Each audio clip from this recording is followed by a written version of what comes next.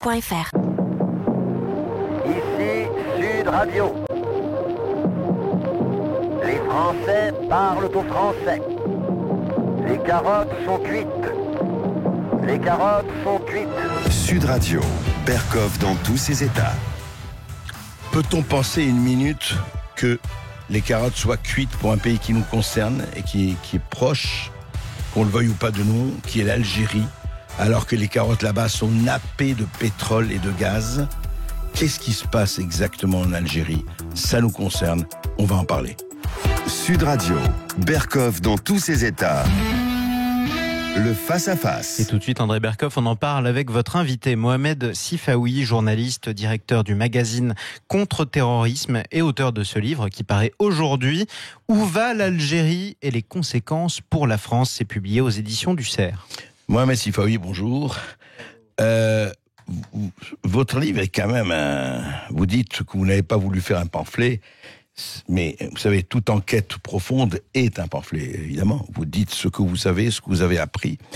Et c'est quelque chose, et je crois que ça va intéresser, parce que c'est un livre que je recommande, parce que ça concerne vraiment, je dirais, presque aussi bien les Français que les Algériens, parce qu'on se demande au fond, ce pays qui a les richesses qu'il a, puis le passé, on va pas revenir sur le passé, tout ce qui s'est passé, le meilleur et le pire, mais au fond, on ne comprend pas, quand vous dites où va l'Algérie, c'est vraiment la question qu'on se pose, mais non seulement où va l'Algérie, mais qu'est-ce qui se passe en Algérie?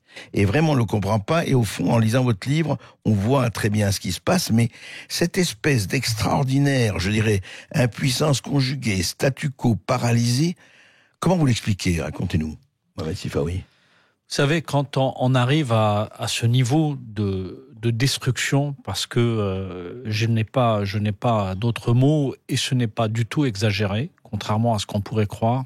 Destruction, vous dites. À ce niveau de destruction d'une nation, de ses richesses, de ses potentialités, de sa jeunesse, qui est aujourd'hui littéralement perdue. Et on a des indices extrêmement clairs. Aujourd'hui, vous avez des jeunes, certes, c'est pas nouveau, qui se jettent dans la Méditerranée sur des bateaux de fortune pour essayer d'atteindre les côtes européennes, italiennes d'un côté ou espagnoles de l'autre. Oui. Vous avez aussi des familles entières, des handicapés, des jeunes diplômés, des cadres, qui font tout pour quitter ce pays. En prenant le risque, le risque de mourir en Méditerranée. Donc quand vous avez ce niveau de désespoir, c'est pas des gens qui prennent un billet d'avion ou un billet pour un bateau pour traverser la Méditerranée. Ce sont des gens qui montent sur des bateaux de fortune pour quitter leur pays, pour aller peut-être mourir, ou en tout cas aller vers un destin incertain. Et ils sont nombreux, Ils sont depuis quelques mois, quelques centaines. Et d'ailleurs, la Méditerranée a avalé quelques-uns et les a rejetés sur les côtes algériennes notamment. Plusieurs cadavres ont été retrouvés, des femmes et des hommes, des enfants, des adolescents qui sont morts cet été. Parce qu'ils partaient, ils voulaient partir à tout prix. Partaient, cet automne aussi. Et ça, c'est quelque chose qui est totalement documenté. Donc, si vous voulez, pour moi, qui suis né dans ce pays, qui a passé une partie de ma vie dans ce pays, je suis, au-delà de mon statut de journaliste, c'est-à-dire qui doit avoir un regard totalement froid. Vous disiez, bien sûr que j'aurais même le droit de faire un pamphlet. Je ne l'ai pas fait, c'est-à-dire que je n'ai pas voulu laisser l'émotion seule guider mon propos. Alors qu'est-ce qui se passe? Pourquoi on en arrive là? Alors, d'abord, il faut comprendre ce qui est en train de se passer et comment a fonctionné ce pays depuis l'indépendance de l'Algérie. Ceux qui ont, dans le cadre du Front de Libération Nationale, le FLN, mené cette guerre d'indépendance, qui était légitime, soit dit en passant, ont décidé de prendre le pouvoir sans, disons, respecter une quelconque légitimité démocratique ou sans rechercher une quelconque légitimité démocratique. Ils croyaient en 1962 que seule une légitimité historique, parce que ils auraient, pour certains, combattu, ça leur donnerait le droit de diriger ce pays pour l'éternité. Aujourd'hui, cette génération qui a mené cette guerre d'indépendance est finissante. Et Bouteflika en est l'illustration, puisque à 82 ans, il est le plus jeune de cette génération. Il est né en 1937. Et il se représente. Et il se représente à la Alors, présidence. j'aurais pu vous dire, pourquoi pas un chef d'État, 82 ans, s'il était en totale possession de ses moyens. Le problème, c'est que ce monsieur a eu ce que n'importe qui peut subir, un accident vasculaire cérébral, donc un problème de santé très grave, qui l'empêche aujourd'hui, et c'est la raison pour laquelle... Et depuis quelque temps, Et déjà. depuis 2013, qui l'empêche 2013, ouais. d'exercer sa fonction présidentielle. Or, ce pays a besoin, au regard des enjeux sécuritaires, économiques, sociétaux, d'avoir un chef d'État et des dirigeants dynamiques. Nous n'avons pas, dans ce pays, besoin d'avoir des grabataires. Or, c'est quelqu'un qui n'est pas en mesure, et je vous le dis clairement parce que je tiens l'information de gens de l'intérieur du système qui m'ont parlé, il n'est pas en mesure d'exercer le pouvoir. D'exercer sa fonction. Et je voudrais quand même lever une fausse information qui est en train de circuler, ou quelques fausses informations, et d'ailleurs qui ont été posées, et des questions qui ont été posées de manière totalement légitime. Bouteflika est vivant, et il ne faut surtout pas le dédouaner de sa responsabilité. C'est lui et personne d'autre, c'est lui qui veut rester au pouvoir. C'est-à-dire s'il n'est pas capable d'exercer sa fonction, il est en mesure... Il a la lucidité pour dire je veux rentrer chez moi. Il peut dire je veux rentrer chez moi, je suis malade, je suis fatigué. Or, il dit le contraire. Et j'avais annoncé dans un précédent livre, en 2011, avant même qu'il ne soit malade, de toute façon, Bouteflika a choisi la présidence à vie. Mais le juste problème, un moment, oui, bon, en fait, il va juste un moment. Ça, vous dites ça, et c'est très clair, mais depuis des années, enfin quelques années, moi j'ai entendu cela, vous l'avez entendu plus que moi, sûrement, on dit oui, mais Bouteflika, c'est pas lui qui dirige, c'est son frère, ce sont les généraux, etc. Donc Bouteflika, il est simplement là, comme était Franco à la fin, parce qu'il fallait le garder, parce qu'on n'avait personne d'autre. Est-ce que c'est une thèse qui tient, ça, ou pas? On dit c'est les généraux, c'est voilà, son frère, etc. La thèse selon laquelle, effectivement, ça a existé à une époque où les généraux dirigeaient l'Algérie, c'est une réalité. Ce n'est plus le cas aujourd'hui. Depuis son arrivée, Bouteflika, de manière méthodique, a hyper-présidentialisé le régime. Et tous les attributs de souveraineté, sans exception, sont entre ses mains. Quand on dit... Monarchie absolue. Enfin, monarchie absolue. Bouteflika dirige le pays, contrairement à ce qu'on dit. Il le dirige aujourd'hui avec l'aide de ses frères et avec l'aide d'une clientèle politique médiocre et incompétente qu'il a nommée aux plus hautes responsabilités, y compris des militaires, notamment Gaïd Salah, le chef d'état-major de l'armée, qui est le plus incompétent des généraux algériens, l'un des plus corrompus d'entre eux, et qui dirige aujourd'hui cette armée, qui le soutient. Donc, contrairement à ce qu'on croit, si vous voulez, toute l'ingéniosité de Bouteflika, c'est d'avoir nommé à des postes stratégiques des médiocres, des médiocres et des corrompus, qui savent d'une part qu'ils lui doivent tout, que sans lui, ils risquent de partir, mais comme ils sont corrompus, ils risquent de partir et la rue pourrait leur réclamer des comptes, ils pourraient se retrouver en prison. Si vous voulez, tout le dilemme aujourd'hui du pouvoir algérien, c'est que si demain, ils perdent le pouvoir, ils pourraient se retrouver dans une situation de Ben Ali où ils seraient contraints de quitter le pays parce que la colère populaire pourrait s'exprimer. Alors, justement, vous arrivez à un point très important, Mohamed Sifawi. Comment il se fait qu'il n'y a pas eu en Algérie, on l'a déjà dit, mais parlons d'aujourd'hui, je ne parle pas des printemps arabes, on n'a pas de 2011, mais comment ça se fait justement, l'Algérie quand même, il y a une jeunesse, il y a une élite, il y a des gens, comment ça se fait que la rue ne s'exprime pas, comment ça se fait qu'il n'y a pas eu de printemps arabe en Algérie, et qu'est-ce qui a fait qu'aujourd'hui encore, alors qu'il y a des ressources extraordinaires, on ne parle pas du gaz et du pétrole ou des matières premières, on le sait, l'Algérie est un pays riche, qu'est-ce qui fait que le peuple ne bouge pas ? Le peuple algérien a bougé avant tous les autres peuples arabes, pour dire les choses clairement, et avant tous les autres peuples maghrébins. Il a bougé dès les années 80, ça s'est traduit par une ouverture démocratique qui a été une parenthèse entre 1989 et 91. Le problème, c'est que ça a profité politiquement aux islamistes, qui étaient dans une époque et dans un cycle qui leur était favorable. Et étant donné leur discours populiste qui joue sur des fibres redoutables, en l'occurrence les fibres religieuses, ils avaient réussi à drainer une partie et à tromper une partie de la population. D'accord. Ce qui a créé une situation chaotique que vous connaissez parfaitement, vous vous rappelez, l'arrêt du procès électoral, la guerre civile, etc. Le problème aujourd'hui, c'est que vous avez une partie de la population, et je le dis, la plupart des Algériens vivent encore un syndrome post-traumatique. Les Algériens ne veulent pas de guerre civile. Ils ne veulent pas ce 10 ans de massacre, etc. Et le pouvoir le sait. Il joue sur ça. Le problème, c'est qu'aujourd'hui, vous avez tous ceux qui sont nés dans les années 98, 99, qui ont 20 ans et qui n'ont pas vécu ce syndrome post-traumatique et qui peuvent demain se soulever. Et qui peuvent demain D'une bouger. part. Oui. D'autre part, parce qu'il y a des appels à manifester pour les 22 et 24 février notamment, ces appels, demain, oui. et dans 3 jours, ces appels sont totalement pacifiques. Et tous les Algériens qui lancent des appels, notamment sur les réseaux sociaux, insistent sur le caractère pacifique.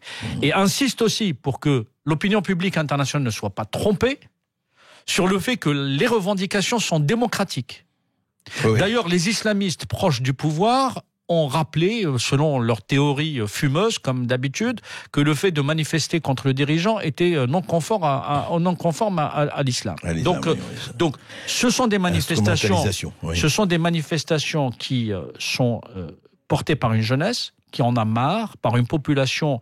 En tout cas, des appels à manifester. Les manifestations, il y en a eu quelques-unes. Oui. Elles ont été pacifiques. Pour l'instant, le régime semble être quelque peu pétrifié. Ils ont véritablement peur de ce qui risque de se passer. D'ailleurs, Bouteflika devait apparaître à la télévision le 24 février prochain pour inaugurer notamment un aéroport et une grande mosquée, comme si l'Algérie manquait de mosquées, qu'il a fait construire. Et ça devait être sa première apparition qui devait donner un peu le lancement de la campagne électorale. Ils ont tellement peur de ce que vont être ces 2 journées de mobilisation qu'ils ont annulé la sortie de Bouteflika. Eh bien, on va voir ce qui va se passer, mais dites-moi, Mohamed Sifaoui, quand on lit votre livre, quand même, on a l'impression que c'est un certain désespoir qui domine, en tout cas pour le moment. Oui, c'est ce que j'ai commencé j'avais commencé à dire. Et simplement, le désespoir, si vous voulez, c'est le pouvoir algérien qui l'a créé. Pourquoi ? Parce que il a laminé l'ensemble des corps intermédiaires. Le monde associatif est soit clientélisé, mais quand il est dans l'opposition, il est éliminé. Idem pour les partis politiques. Il n'y a quasiment plus d'opposition crédible en Algérie. Non pas que les Algériens soient résignés, mais si vous voulez, ils se battent contre un véritable monstre qui a tout vidé, qui a tout phagocyté. La police politique, on en parle très peu. Il y a une sécurité militaire qui est toujours très présente dans la société, dans les différentes sphères, et qui tente de manipuler au profit, là aussi, du chef de l'État algérien, en l'occurrence Abdelaziz Bouteflika et son clan. Donc, le jeu est totalement verrouillé. C'est ce qui, vous savez, quand tous les espaces d'expression sont fermés, quand vous ne pouvez plus rien faire, il ne vous reste que la parole. Et que lorsque la parole on vous l'interdit, c'est qu'il vous reste finalement, soit vous mourrez. Et c'est pour ça que les gens essayent de partir. Soit vous vous révoltez. Et c'est pour ça que ce régime est totalement irresponsable, parce que là aussi, il est en train de jouer sur des questions très sensibles qui pourraient retomber sur la figure. Et alors, Mohamed Sifaoui, justement, vous avez le sous-titre, et je voulais y arriver, vous dites « Où va l'Algérie et les conséquences pour la France ?» Au fond, ce qui se passe en Algérie, au-delà, on sait très très bien les liens qu'il y a eu, les liens aujourd'hui. Il y a une forte population d'origine algérienne. Il y a les liens qu'on connaît, etc.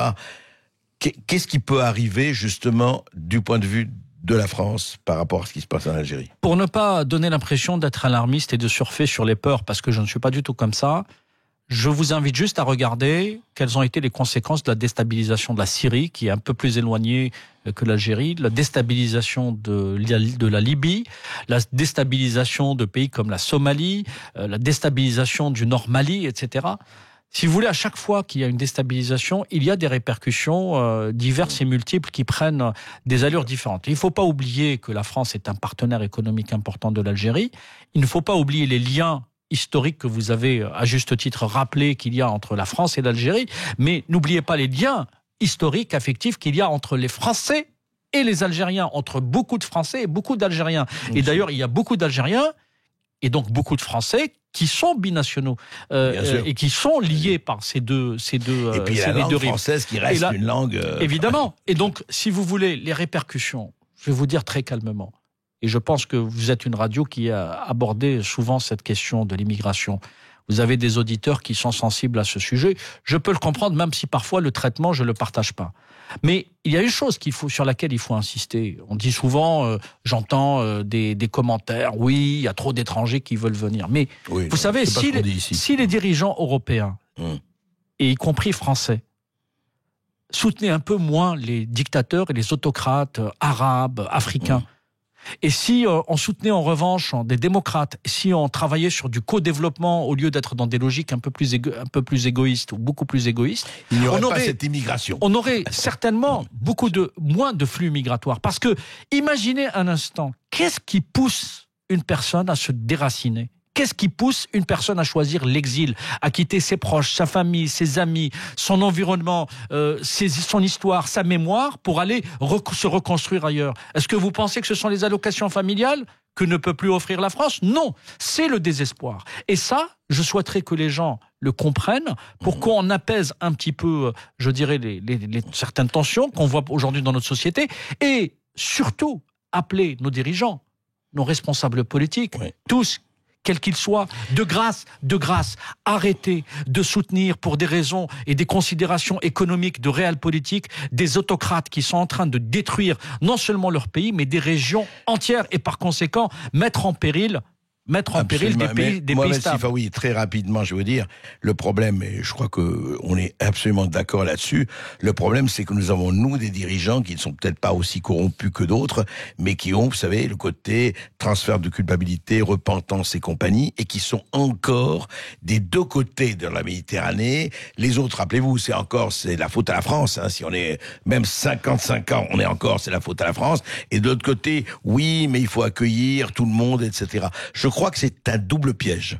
Vous savez, le discours d'abord culpabilisant, moi je l'ai entendu depuis toute mon enfance. On a essayé ils ont réussi à endoctriner une partie de la population de cette manière. Moi, ils n'ont pas réussi. Je ne suis pas le seul, mais je fais partie de ceux qui n'ont pas été sensibles à ces thèses prétendument nationalistes, xénophobes, haineuses, anti-françaises, etc.